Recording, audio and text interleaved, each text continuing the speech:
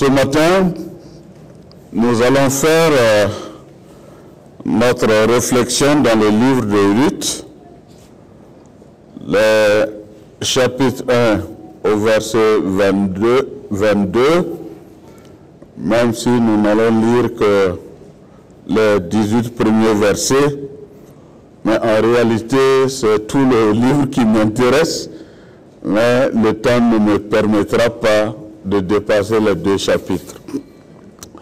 Donc, un encouragement à lire le reste à la maison, tellement ce livre est très riche et nous apporte beaucoup aujourd'hui. Prions. Nous te disons, Seigneur, merci pour ce moment de réflexion que tu nous donnes, de pouvoir être attentif à ta parole, mais aussi de tout faire pour que cela soit une réalité dans nos vies. Sois honoré, sois exalté. Nous t'avons prié dans le nom de Jésus-Christ. Amen. Je disais que nous allons réfléchir un peu dans le livre de Ruth, sachant que l'histoire de Ruth s'inscrit dans un vaste mouvement que le monde de Dieu a connu à travers la période des juges. Ruth chapitre 1, du temps des juges, il y eut une famine dans le pays. Un homme de Bethléem de Juda partit avec sa femme et ses 2 fils pour faire un séjour dans le pays de Moab. Le nom de cet homme était Elimelech, celui de sa femme Naomi, et ses 2 fils s'appelaient Machlon et Kiljon. Ils étaient Ephratiens de Bethléem de Juda. Arrivés au pays de Moab, ils y firent leur demeure. Elimelech, mari de Naomi, mourut, et elle resta avec ses 2 fils. Il prit des femmes moabites, dont l'une se nommait Orpa et l'autre Ruth, et ils y habitèrent là environ 10 ans. Machlon et Kiljon moururent aussi, tous les 2, et Naomi resta privée de ses 2 fils et de son mari. Puis elle se leva, elle et ses belles-filles, afin de quitter le pays de Moab, car elle apprit au pays de Moab que l'Éternel avait visité son peuple et lui avait donné du pain. Elle sortit du milieu qu'elle habitait, accompagnée de ses 2 belles-filles, et elle s'est mise en route pour retourner dans le pays de Juda. Naomi dit à ses 2 belles-filles, « Allez, retournez chacune à la maison de sa mère, que l'Éternel use de bonté envers vous, comme vous l'avez fait envers ceux qui sont morts et envers moi. Que l'Éternel vous fasse trouver à chacune du repos dans la maison de Marie. » Et elle les baisa. Elles élevèrent la voix et pleurèrent. Et elle lui dit, « Non, nous irons avec toi vers ton peuple. » Je m'arrête là. Comme je l'ai déjà souligné de par le passé, nous sommes à une période des juges en Israël. Et une période très sombre de l'histoire du peuple de Dieu. C'est le moment où les enfants d'Israël firent ce qui déplaît à l'Éternel, et ils servirent les Baals. Ils abandonnaient l'Éternel, le Dieu de leur père, qui les avait fait sortir du pays d'Égypte, et ils allèrent après d'autres dieux d'entre les dieux des peuples qui les entouraient, et ils se prosternèrent devant eux. Cette situation, nous le trouvons dans Juges chapitre 2, à partir du verset 10. Et Et quand ils ont abandonné l'Éternel et se sont prosternés devant Baal et les assassins, le verset 14 du chapitre 2 de Juges dit que la colère de l'Éternel s'enflamma contre Israël. Il les livra entre les mains des pillards qui les pillaient. Il les vendit entre les mains de leurs ennemis d'alentour et ils ne purent plus résister à leurs ennemis. Partout où ils allaient, la main de l'Éternel était contre eux pour leur faire du mal, comme l'Éternel l'avait dit. L'Éternel suscita des juges afin qu'ils les délivrassent de la main de ceux qui les pillaient. L'histoire de Ruth et de Naomi, sa belle-mère, nous enseigne à suffisance. Telle est la réflexion autour duquel je vous invite ce matin. Ici, nous avons la famine qui s'abat sur le pays. Chercher à manger ailleurs n'est que normal. Et quand on parle de famine, ce sont des moments difficiles. Pour ceux qui ont connu au Mali ici les années 73 et puis les années 80, savent ce que je suis en train de dire. En 73, il y a eu même des familles qui ont été décimées tout simplement parce qu'il y a un poison en brousse qui peut être aliment, mais mal cuit qui peut tuer.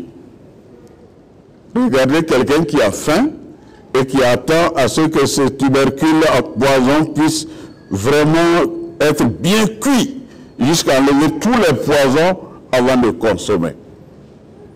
Ici, un homme de Bethléem, de Juda, face à la famine, prend sa femme et ses 2 fils pour aller vers le pays voisin, Moab. Et cet homme du nom de Elimelech, avec sa femme Naomi, ses 2 enfants, Malclon et Kiljon, vont partir et s'installer à Moab. Tout simplement parce que la situation était devenue intenable. Et en ces lieux, verset 3, Elimelech, mari de Naomi, mourut et elle resta avec ses 2 enfants. Ces 2 enfants vont aussi se marier à Moab. Et vous savez qu'avant leur rentrée sur la terre promise, l'Éternel leur avait dit de faire attention, de ne pas se marier avec ces nations, ni de donner leurs filles à ces nations, car cela risque de poser problème. Mais ici, nous voyons que les enfants de Elimelech vont se marier. L'une s'appelait Orpa et l'autre Ruth. Et ils vont connaître 10 ans de mariage. Après quoi, les maris aussi, les enfants de Naomi vont mourir. Et Naomi resta privée de ses 2 fils et de son mari. C'est une situation difficile, voire une situation compliquée. Le mari n'est plus là, les enfants ne sont plus là, et elle reste avec ses belles filles.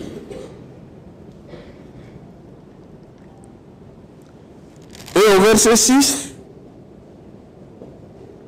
elle se leva, elle et ses belles filles, afin de quitter le pays de Moab. Pourquoi? Parce qu'elle a appris au pays de Moab que l'Éternel avait visité son peuple et lui avait donné du pain. La famine est terminée. Quand vous lisez le livre des Juges, vous voyez qu'à chaque fois qu'il tombe très bas, Dieu suscite un juge qui les délivre et qui leur octroie la paix. Mais à la fin de la vie de ce juge-là, il les retombe encore bas, au point que Dieu les relève avec un autre juge et la situation continue comme d'une manière cyclique. Mais ici, on ne nous parle pas de juge qui s'est élevé, mais on nous fait comprendre que Dieu a visité son peuple et lui a accordé encore du pain. Et cela change les donnes. Naomi et son mari avaient quitté parce qu'il y avait la famine. Maintenant que la famine n'est plus là et que la paix est revenue, le pain est revenu, Naomi décide alors de retourner en Juda. Mais voulant retourner, on constate que ces deux belles filles décident de l'accompagner. Ce n'est que normal. Ils ont vécu ensemble, plus de 10 ans ensemble. Se quitter comme ça n'a pas été facile. Elle sortit du lieu qu'elle habitait, accompagnée de ses deux belles filles, et elle s'est mise en route pour retourner dans le pays de Juda. Ainsi, un dialogue va commencer à partir du verset 8. Parce que quelque part, Naomi n'a pas la même pensée que ses belles filles par rapport à ce retour qui est prononcé. Naomi dit à ces deux belles filles, allez, retournez chacune à la maison de sa mère. Que l'Éternel use de bonté envers vous, comme vous l'avez fait envers ceux qui sont morts et envers moi. Mes chers amis, ça attire mon attention. Naomi est reconnaissante. Reconnaissante par rapport au temps qu'ils ont fait ensemble. Et ce temps semble être un moment très beau, plein de souvenirs, d'action et d'entraide. Au point que la belle-mère peut dire à ses belles filles, retournez dans votre maison, que l'Éternel use de bonté envers vous, comme vous l'avez fait envers ceux qui sont morts et envers moi. Ici, sort clairement le comportement de ces enfants avec ces belles filles. Le comportement de ces belles filles à son endroit. À la réflexion, on peut facilement se rendre compte que le milieu de vie de Naomi avec ses enfants et ses belles filles était intéressant. Et que le vivre ensemble était exemplaire. Au point qu'il peut demander à Dieu de leur rendre ce qu'ils ont si bien fait. Et la question qui me vient à l'esprit, chères belles filles, est-ce que vos belles-mères peuvent vous dire aujourd'hui la même chose? Ou bien vous quittez, c'est un bon débarras. Est-ce que vous vivez de telle manière que le milieu de vie est tellement enviable qu'on ne peut pas se séparer, qu'on n'a pas envie de se séparer et qu'on a envie d'être ensemble tout le temps? Oui, Naomi pose un problème.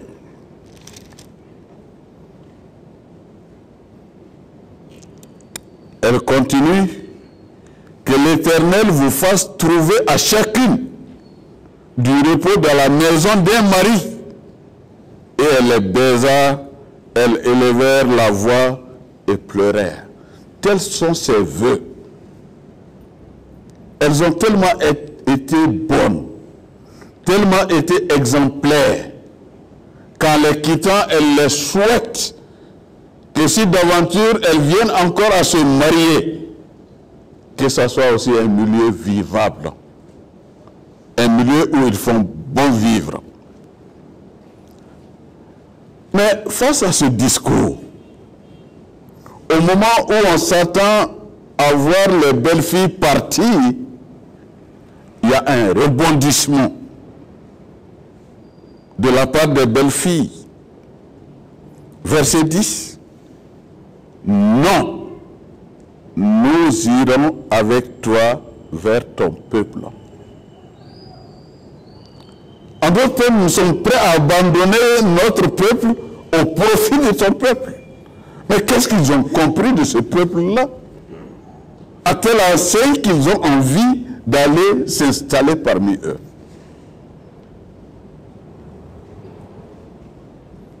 Naomi réplique, retournez mes filles, pourquoi viendrez-vous avec moi? Ai-je encore dans mon sein des fils qui puissent devenir vos maris? Retournez mes filles, allez, je suis trop vieille pour me remarier.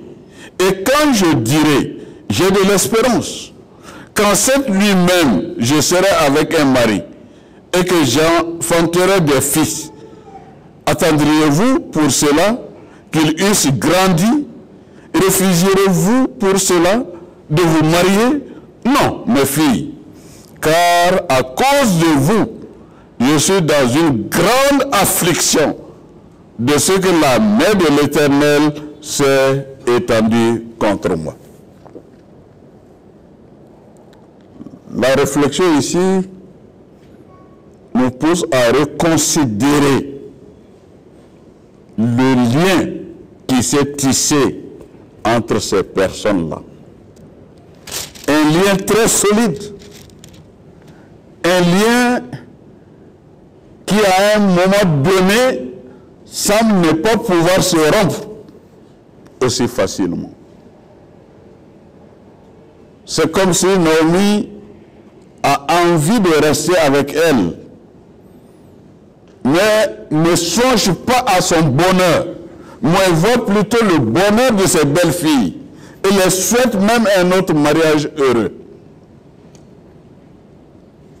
Mais les belles filles n'entendent pas de cette oreille. Au verset 14, elles élevèrent la voix et pleurèrent encore. Orpa baisa sa belle-mère, mais Ruth s'attacha à elle. Orpa, dans ses réflexions, pense que la belle-mère a assez fait. Hein? Elle a tout dit. Pour ne pas créer d'autres problèmes, moi je préfère rester. La Bible ne me dit pas ça, hein? Ça c'est moi qui le dis. Ce qui a poussé Orpa à retourner, la Bible ne dit rien là-dessus. Mais je constate que face au dire de sa belle-mère, elle décide de rester. Et la voyant partir, Naomi s'adresse à Ruth qui ne veut pas partir. Et elle dit, voici ta belle-sœur est retournée vers son peuple et vers ses dieux. Retourne comme ta belle-sœur. Ruth n'entend pas de cette oreille-là. Elle a mis le doigt sur deux choses sensibles. Retourne vers ton peuple. Retourne vers ceux qui te connaissent mieux. Et encore, retourne vers les divinités que tu as de tout temps adorées. Parce que venant en Juda, là, cela va être impossible. Dans ma petite réflexion, je me suis dit, Orpa a dit, ah, là, elle a raison, hein? Et elle quitte. Elle retourne. Mais Ruth ne voit pas de cette manière-là. Et elle va dire au verset 16, « Ne me presse pas de te laisser, de retourner loin de toi. Où tu irais, j'irai. Où tu demeureras, je demeurerai. Ton peuple sera mon peuple et ton Dieu sera mon... » Fantastique. Un déchirement culturel qui s'oppose. Elle décide de changer de peuple et de changer de Dieu d'adoration. Mais elle va plus loin. Au verset 17, « Où tu mourras, je mourrai, et j'y serai enterré. Que l'Éternel me traite dans toute sa rigueur, si autre chose que la mort vient à me séparer de toi. » Et mes chers amis, nous pouvons nous arrêter ici. Non seulement elle décide que le peuple de Naomi, de sa belle-mère, sera son peuple, que le Dieu que Naomi adore va être aussi son Dieu.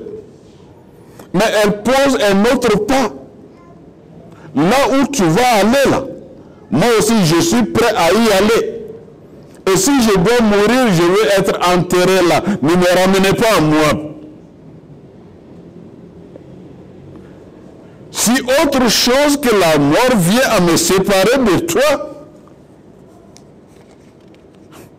que Dieu me traite dans toute sa rigueur. Ça, c'est une des confessions qu'un Israélite peut amener à dire.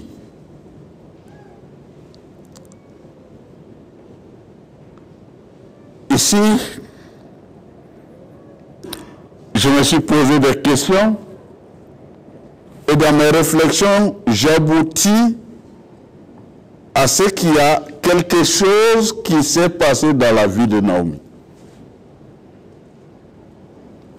Et disons la vérité, la vie de son mari l'a impacté. Elle a vu dans la vie de son mari quelque chose qu'elle a aimé. Et le fait que ce dernier est juif, disons qu'il a continué à rester et à respecter les principes du judaïsme. Lesquels principes et les manières de vivre en juif ont impressionné Naomi à telle enseigne qu'elle arrive à cette réflexion qu'elle doit changer. Et elle accepte de changer. Aujourd'hui, on allait parler de conversion. La vie de son mari a impacté Ruth au point qu'elle est prête à abandonner son peuple et le Dieu qu'elle servait et s'attacher entièrement et totalement à cet homme pour toute sa vie. À la réflexion, mes chers amis, quelque chose s'est passé dans la vie de cette femme moabite quand elle s'est mariée avec ce juif de Juda. Un changement radical, mais aussi positif. Mais aujourd'hui, qu'est-ce que nous apportons à nos partenaires dans les liens du mariage qui fait qu'on ne peut pas voir les mêmes changements? Qu'est-ce qu'on apporte? Et qu'est-ce qu'on a pu apporter pour que le changement soit radical de la manière dont je vois cette situation? Quand je regarde aujourd'hui dans la maison de Dieu, des hommes et des femmes qui se sont mariés à l'église et devant le peuple de Dieu, qui ont eu à prendre des engagements l'un pour l'autre, lesquels engagements doivent les lier jusqu'à la mort. J'avoue que je me demande si cette attitude de Rude n'est pas un avertissement assez poussé pour chacun d'entre nous. Hier, il y avait un mariage ici. Et nous en aurons toujours. Et quand le pasteur se lève, il a quelques questions à poser. Il dit d'abord, j'ai des conseils à vous donner. Est-ce qu'en choisissant cette femme-là, tes parents t'ont forcé? Et nous entendons la demoiselle dire non. Face à cette situation, quelle que soit la situation que vous allez vivre, vous devez rester ensemble jusqu'à la mort. Seule la mort doit vous séparer. Es-tu d'accord avec cela? Oui. Et après les engagements. Et le pasteur ajoute qu'il n'y ait après aucun motif qui vous pousse à vous quitter l'un et l'autre, si ce n'est la mort. Et les uns et les autres répondent oui. Les gens applaudissent, n'est-ce pas? Mais moi je prie. C'est le moment où je tombe dans une prière profonde. Parce que je me demande, est-ce que ce qui est en train de sortir de leur bouche, ils mesurent la portée? Quoi qu'il arrive, je resterai fidèle. Et je resterai avec ce mari, avec cette femme, jusqu'à la mort, quoi qu'il arrive. Et on applaudit. Et par rapport à votre engagement, je vous donne l'un à l'autre. Comment se fait-il qu'après de tels engagements, on puisse passer des nuits et des jours pour résoudre le problème entre deux qui se sont engagés de telle manière?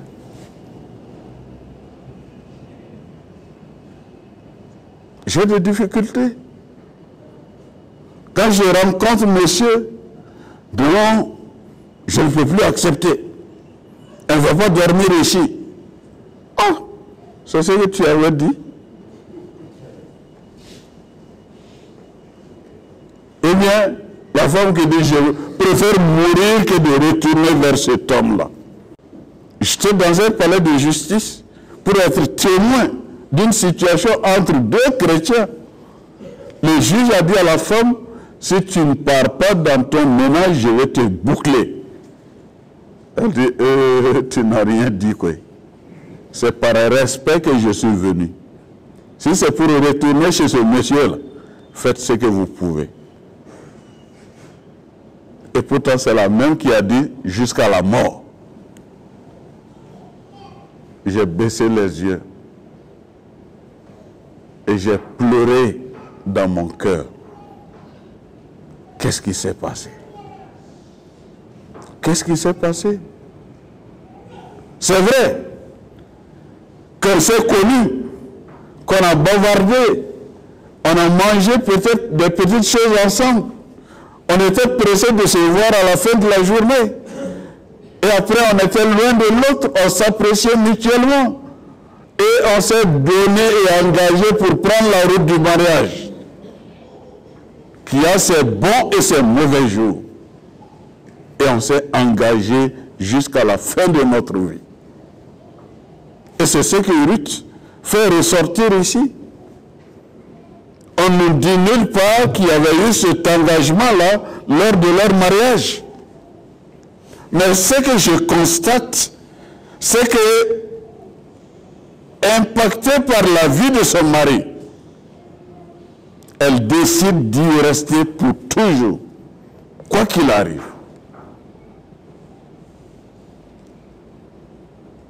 Où tu mourras, je mourrai.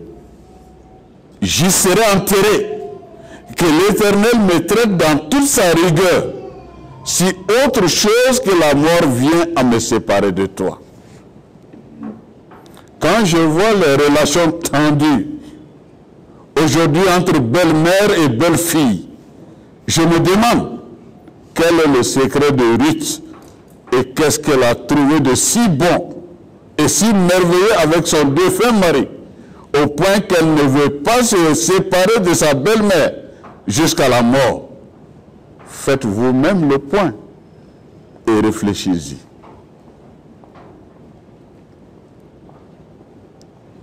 J'ai été alerté un moment pour me rendre dans une famille. Après, on me dit, le mari est à l'hôpital. Je me suis empressé pour aller le voir. Et quand j'ai toqué la porte, c'est qui? C'est moi. Pasteur, tu es venu jusqu'ici? Oui, je suis venu parce que toi, tu es là. Et il a commencé à pleurer. Pleurer, pleurer, pleurer. J'ai demandé, qu'est-ce qu'il y a? Qu'est-ce qui te fait larmoyer? Il dit, pasteur, tu ne peux pas comprendre. Tu ne peux pas comprendre. Tu ne peux pas comprendre. Mais je suis là pour comprendre. La vieille que tu vois là, elle m'a nourri avec des beignets. Elle a vendu des beignets, payé ma scolarité. Et elle a tout fait pour que je sois celui qui est aujourd'hui devant toi. Et je me suis marié. Cette femme ne veut pas voir ma mère, elle va partir. Et ce sont les pleurs encore. Elle va partir, elle va partir. J'ai essayé de comprendre le problème. J'ai tourné de tous les côtés. Et Dieu m'a aidé à comprendre le problème. Il se trouvait que eux tous habitaient dans une seule chambre. Comme on le dit là, entre dormir, entre coucher, pardon, entre coucher. Et un rideau seulement les sépare. J'ai dit, mon frère, le problème là, c'est toi qui l'as sémé. Parce que tu as posé un acte que tu n'aurais dû pas poser. Hein? Oui. Cherche une autre maison ailleurs où maman peut avoir sa maison, sa chambre. Toi et ta femme, votre chambre. Il dit, mais Bamako est cher. Hein? Je dis, oui, les alentours là ne sont pas chers. Et c'est ce qu'on a fait. Et le jour où cette vieille bourrait, c'est dans la joie et dans une satisfaction morale que je l'ai vu partir. Et la joie entre ce monsieur et sa femme renouée et qui vivent ensemble jusqu'à aujourd'hui. Des fois, nous-mêmes, nous sommes cause des problèmes qui font notre malheur. Nous devons être sages et chercher à comprendre comment impacter notre femme, comment impacter notre mari par la nouvelle vie que nous avons eue en Jésus-Christ. Nous aimons chanter ce verset dans Corinthiens, n'est-ce pas? Si nous sommes en Christ, nous sommes une nouvelle. Les choses anciennes sont passées, toutes choses sont devenues. Et pourquoi les anciennes choses commencent à gâcher notre vie de mariage? C'est justement ça. Je peux passer toute la journée à vous raconter beaucoup d'autres choses qui ne marchent pas. Tout simplement parce que quelqu'un n'a pas dit la vérité quelque part. Ou qui est parti à contre-courant de la foi chrétienne. Si nous ne pouvons pas être en Christ avec cette nouvelle vie et ne pas nous entendre, je ne dis pas qu'il n'y aura pas de problème d'incompréhension, mais on n'arrivera jamais à la rupture. À la rupture. Parce que quand vous rompez une fois, vous allez rompre 2 fois, 3 fois, 4 fois. Et quand je cours avec des jeunes qui décrivent un peu le genre de femme qu'ils veulent marier, ma réponse a été toujours que cette femme-là n'est pas encore née. C'est la même chose avec les jeunes filles. Je dis, ce monsieur-là n'est pas encore né. Parce qu'on a tous nos défauts, on a tous nos problèmes, et des fois, nos partenaires ne comprennent pas que nous-mêmes nous luttons avec ces défauts-là. Nous n'en voulons pas. Mais comme l'apôtre Paul le dit, on se surprend à le faire alors qu'on ne veut pas le faire. Et on a besoin d'une main pour nous soutenir afin que nous puissions échapper à cette difficulté qui nous dérange nous-mêmes et sortir victorieux. Oui, le verset 16 de ce livre est très significatif. Ne me presse pas de te laisser, de retourner loin de toi. Où tu iras, j'irai. Où tu demeureras, je demeurerai. Ton peuple sera mon peuple et ton Dieu sera ton Dieu. Aujourd'hui, quand je me trouve sur des places mortières, il y a des larmes qui coulent, mais tout le monde ne pleure pas pour la même chose. Quand vous avez eu du vivant du mari, tous les problèmes du monde, à la mort de ce dernier, n'espérez pas avoir la faveur de ses mêmes parents.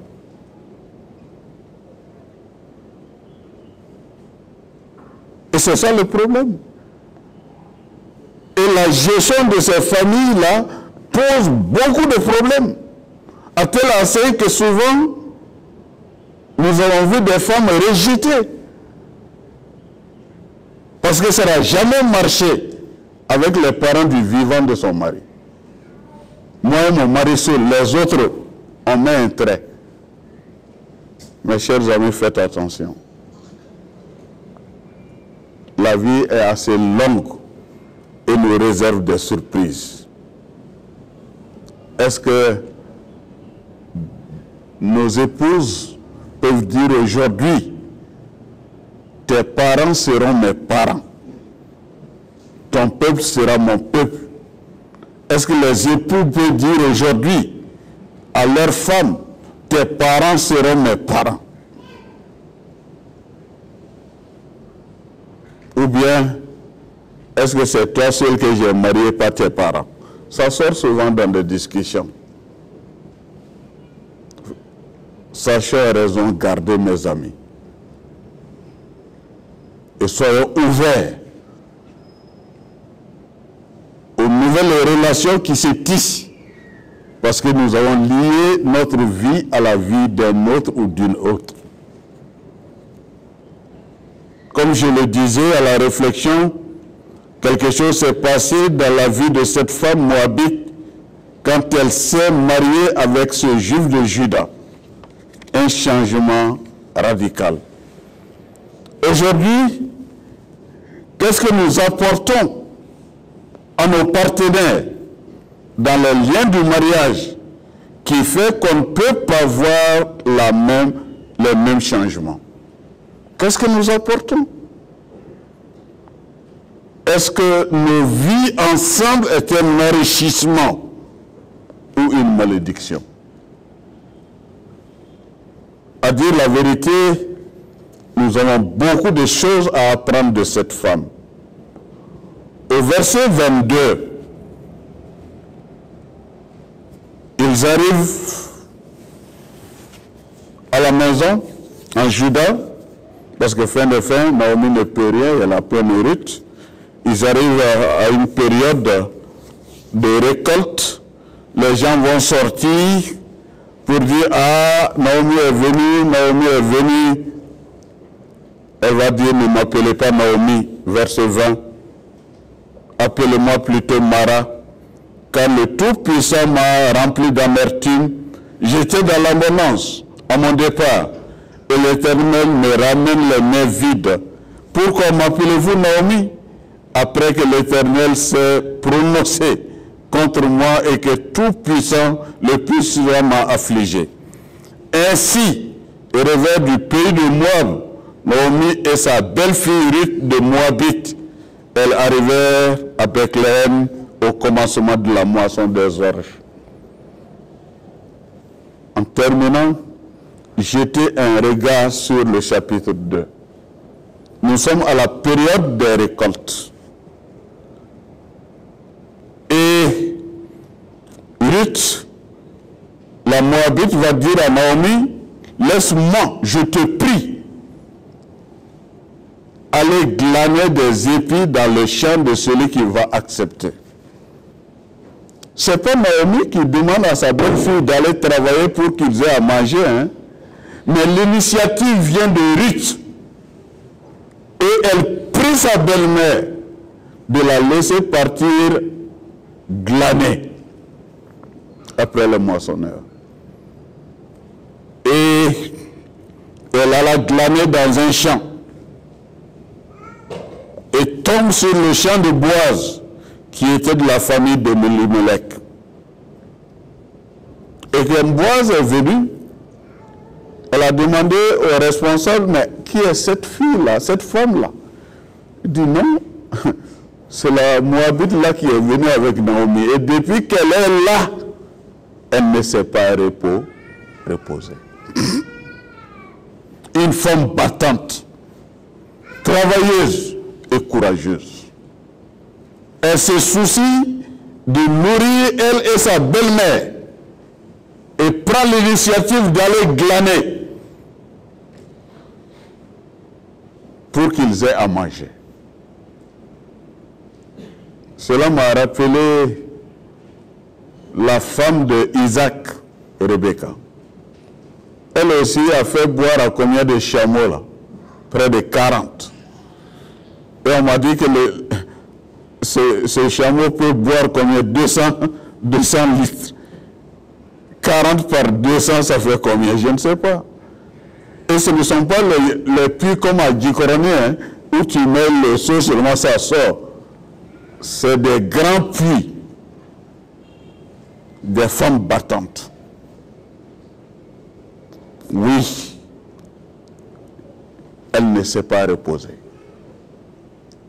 Et Boaz vient de comprendre que la belle-fille de son parent est en train de glaner dans son champ. Car Boaz et Elimelech sont des parents. Mais Ruth ne le savait pas. Elle est tombée par hasard sur ce champ. Elle a fait le travail. Et Boaz va dire à ses serviteurs, faites semblant de jeter quelque chose pour qu'elle la ramasse assez. Elle va dire à Ruth, quand tu voudras te reposer, repose-toi dans la chambre. Quand on va amener à manger, assois-toi avec les autres et mange. Et Ruth va dire, mais comment j'ai trouvé grâce à tes yeux? Et cela sort un témoignage. Boaz va dire, tout ce que tu as fait pour Elimelech, pour Naomi et ses enfants, les nouvelles nous sont parvenues ici. Voyez-vous, jusqu'où les bonnes relations vont loin et portent fruit. Tout ce que tu as fait là-bas à Moab, en faveur de mon frère, de sa femme et de ses enfants, nous avons appris ce que tu es. Raison pour laquelle tu trouves grâce à mes yeux. Est-ce que nous sommes conscients de tout ça dans les liens du mariage? Que les actes que nous posons aujourd'hui portent fruit des années et des années par après. Et que les paroles lointains peuvent comprendre et entendre ce que nous faisons avec nos époux ou nos épouses. lesquelles actions peuvent être positives dans l'avenir. Oui, laissez-moi vous dire que nous trouvons le nom de cette femme dans la généalogie de Jésus, dans le livre de Matthieu. Quand vous lisez Matthieu chapitre 1, la généalogie de Jésus, vous allez trouver le nom de Ruth et de Boaz là-dedans. Voyez-vous la manière dont Dieu travaille? C'est Abraham qui a été appelé. Abraham et Isaac. Isaac, Jacob. Jacob, les 12 tribus. Et dans ces tribus-là, Ephraïm est là. Boaz est là. Ruth s'ajoute, la Moabite. On ajoute même Ruth, la Moabite. De la même manière qu'on appelle Rahab la prostituée, qui est dans la généalogie de Jésus. La Moabite aussi a son nom dans la généalogie de Jésus. Dieu a passé par là pour que nous ayons aussi le Seigneur des Seigneurs, le Sauveur de notre humanité. Voyez-vous la manière très simple dont Dieu peut vous utiliser à être une source de bénédiction pour les nations. Mes chers amis, belles-mères et belles-filles, donnez-vous la main pour bâtir et faire la fierté de Dieu que vous servez et que cela soit un témoignage qui porte des fruits. Seigneur, tu es merveilleux. Tu es juste authentique, Seigneur. Tu es fait, Seigneur. Nul n'est comme toi. Et Seigneur, nous voulons encore adresser notre louange comme un parfum qui t'est agréable, Seigneur. Nous voulons juste te louer pour qui tu es, mais aussi pour ce que tu as fait en repoussant. Alléluia. Tu es la création.